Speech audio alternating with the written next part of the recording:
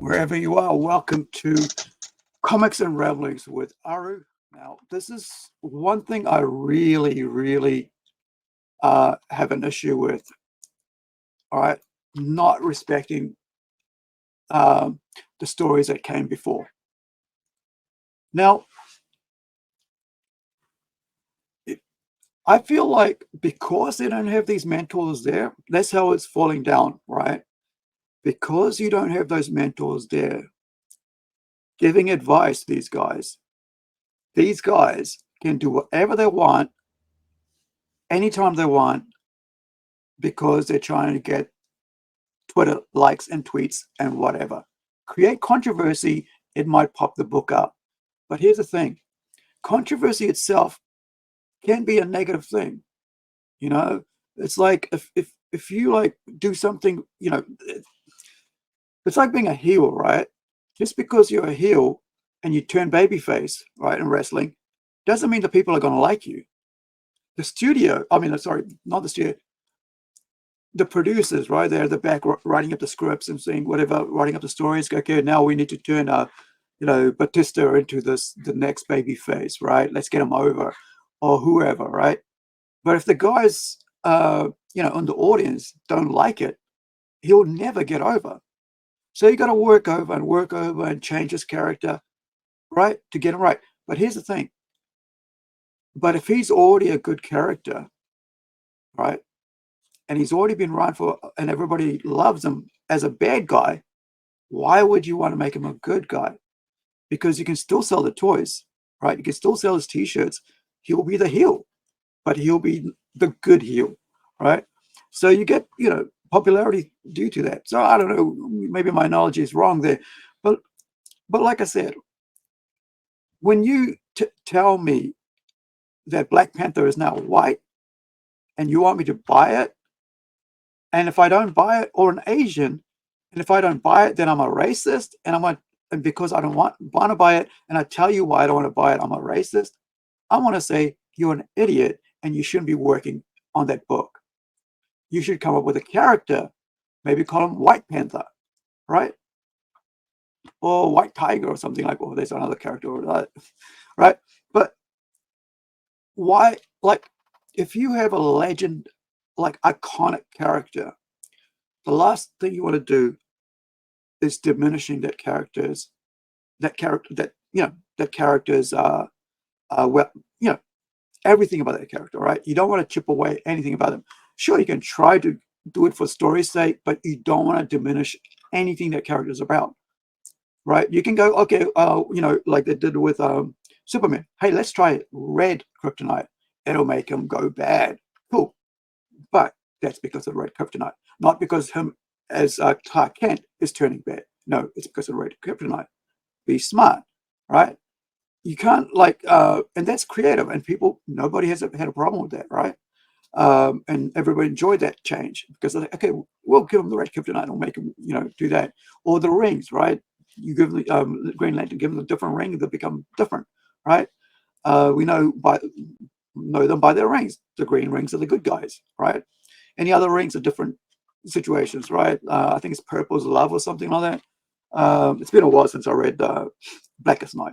You know, great storyline, I must say, right? Blackest Night and Brightest Day, must read.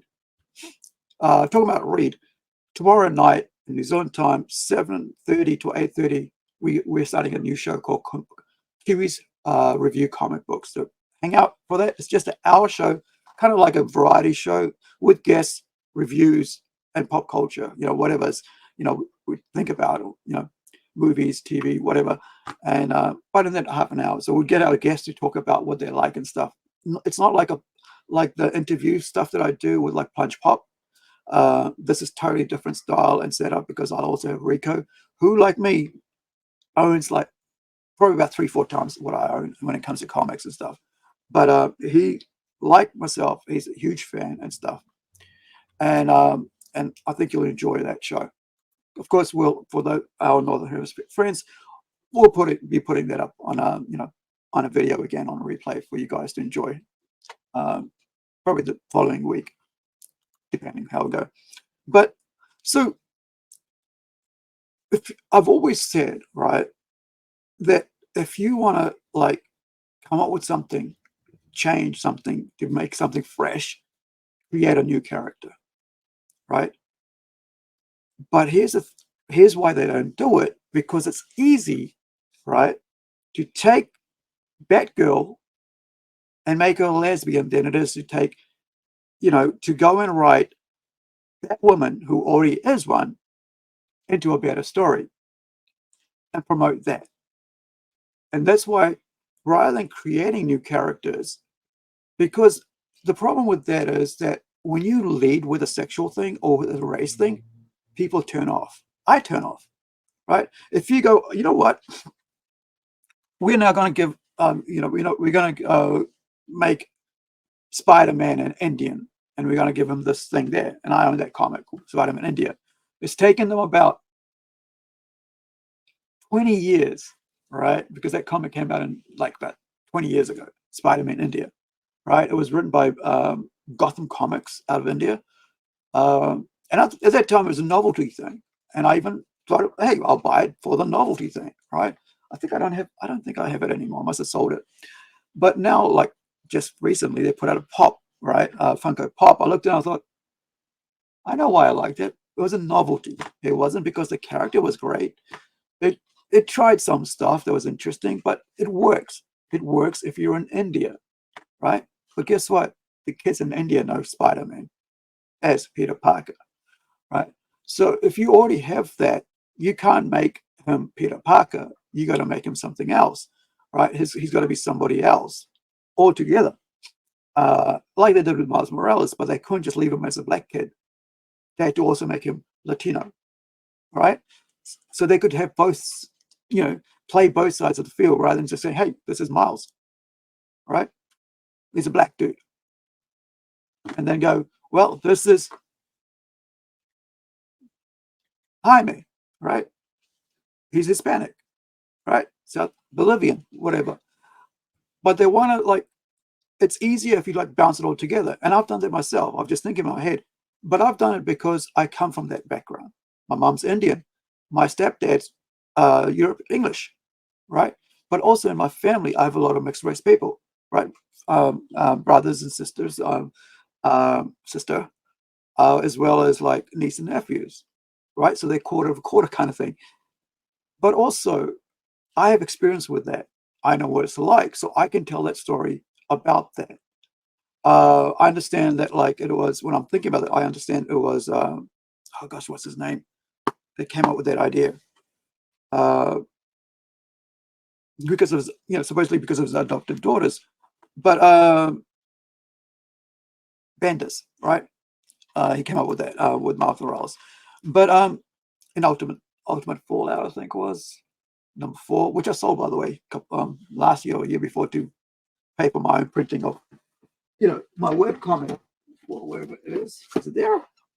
Oh, it's over here. So, I sold a comic, right? Paid for myself to print my own comic out, so I could actually have my own, little, so I could have something in print of the character and say, this is what I did. I sold, the first appearance of Miles because, like I said, didn't think much of it. For me, it was like a token thing. So I thought, I'd rather have a Gwenpool origin, first appearance cover alone, than Miles Morales. So that was my thing. So I can tell you, right? So I can understand people going, well, we need to have representation. I love that.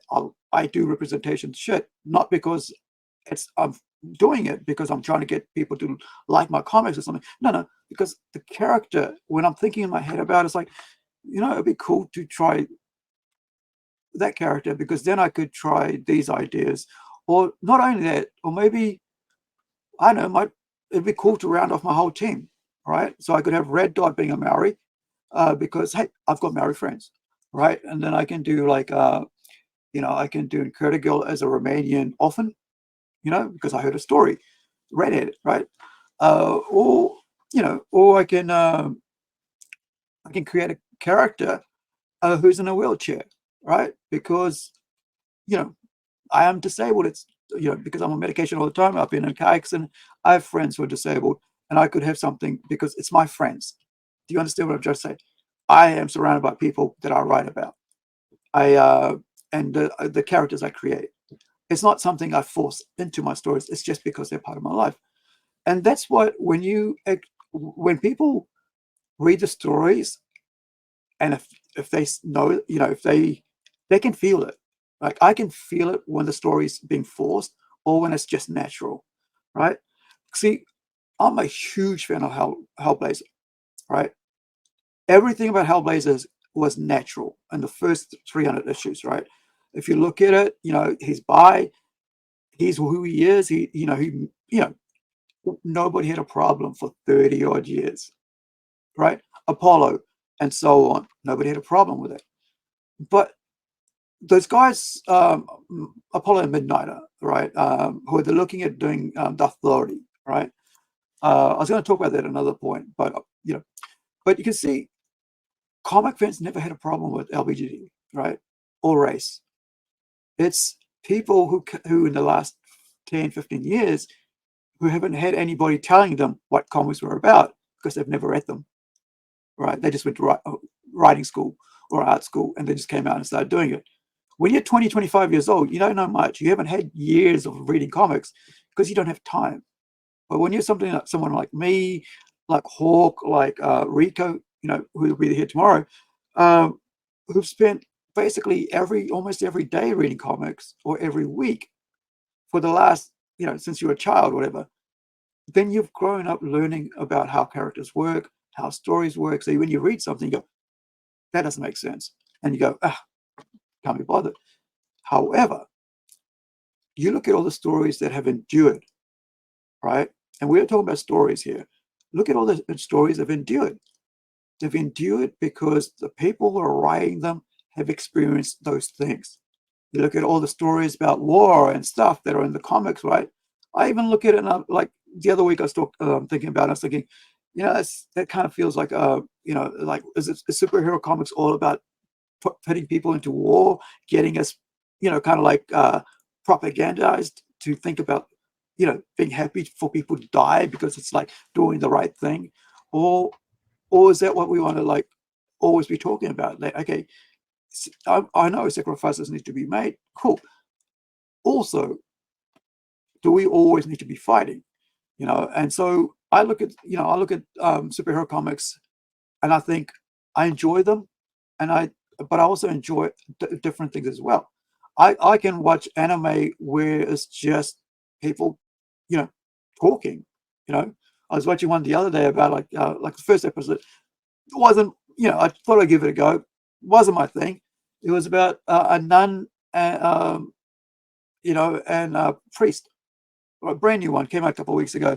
I can't remember the name of it, but it was interesting. It was an anime, right, based on a manga, but it wasn't my thing. But I enjoyed anime about young girls fishing, right? Middle school girls fishing after school every day, and they learn how to fish.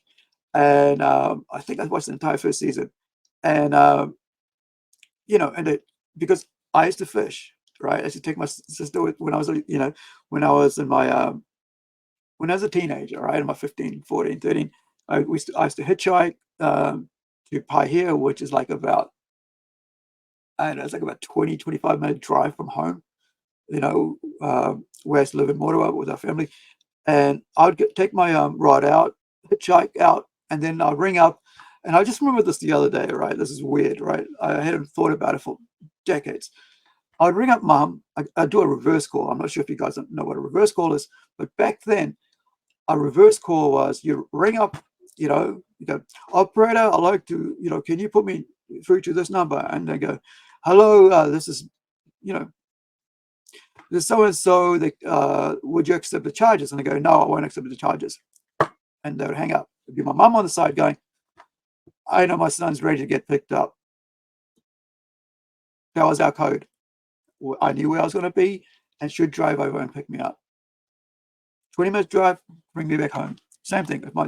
If I went for a day with my sister, we'd be out there fishing, go pick some pippies, which is like, like mussels, I guess. I'm not sure what you guys call it in America, but on the northern hemisphere. But little shellfish, and you wrap it around your. And I sucked at it a lot of times. I sucked at fishing, but I enjoyed just having something to do because there's nothing else to do in the small town that I lived in, right? And then of course, then I got a skateboard.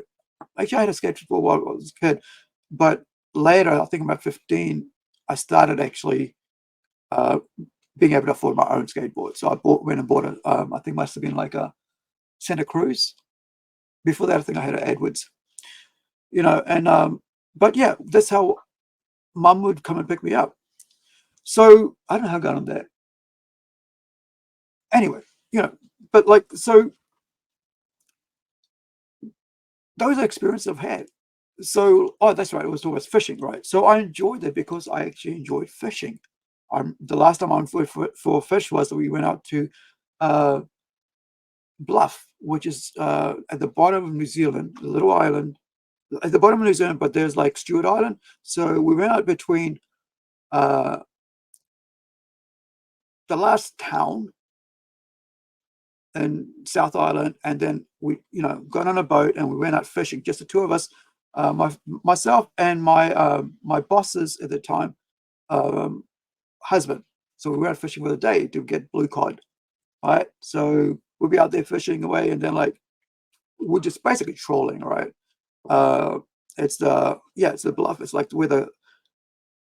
where this like the roughness of Antarctica meets New Zealand Ocean, right? New Zealand waters or something like that. It's between like two land masses. It's just weird. It's like, but it's just slams in, so you could actually get pulled away. It's a massive rip. But yeah. So all he would do is basically would catch them, he'd fill them out, chuck back the the bones and stuff back into the ocean, and we'd just take all the put all the fillets into the bucket, and we came back with a huge bucket, and that basically you could do that because there was so much, and basically you could only go out so many times, I think a month or something like that. And we used to then, especially if we were short, like the restaurant didn't have it, so we he'd go out and get it, and we have fresh blue cod, fried fish and chips, right? But I've always enjoyed fishing, and because since I was a kid.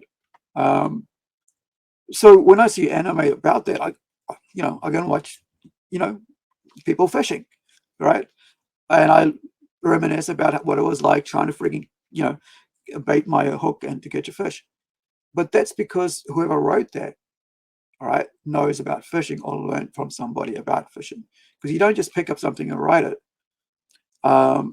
Like even, I'm going to talk about it later on about the AI comics that I actually put through ChatGPT in my story, and how later on how I had to go in and decide not to use that story because I'm not going to cheat as a writer, because and by choosing not to do that, I've basically lost a great story, right?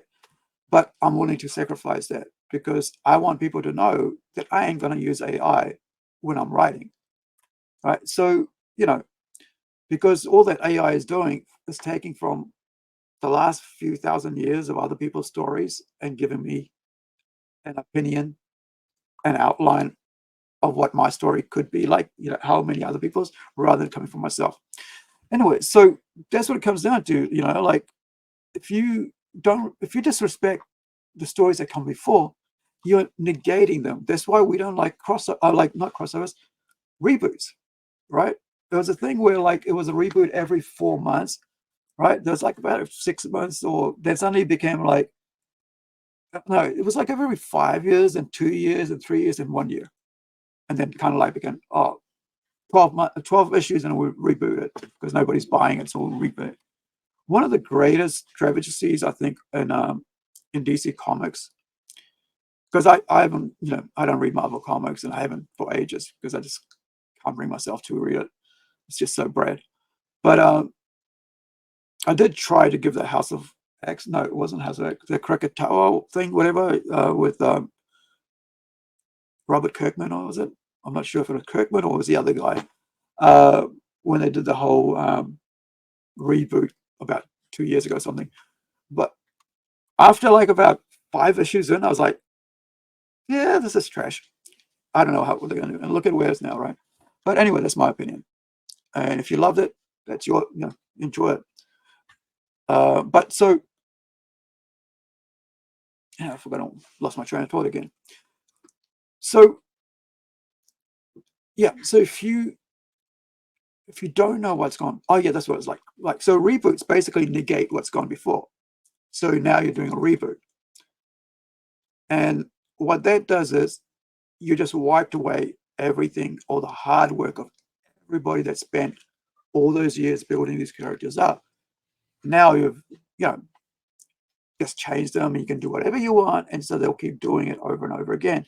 But fans, readers, people who put money down, like myself, get bored very quickly with reboots. And and crossovers, we just don't like it. Like, how many crossovers are you going to have? Do you want me to buy 80 comics to get one 6-issue story?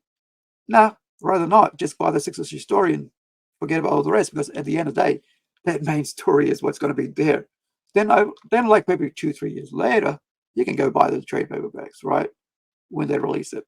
And you can go, oh, But that's how the business works. And that's what's destroying the business, right? Because you've had DC especially has had amazing opportunities to do really well.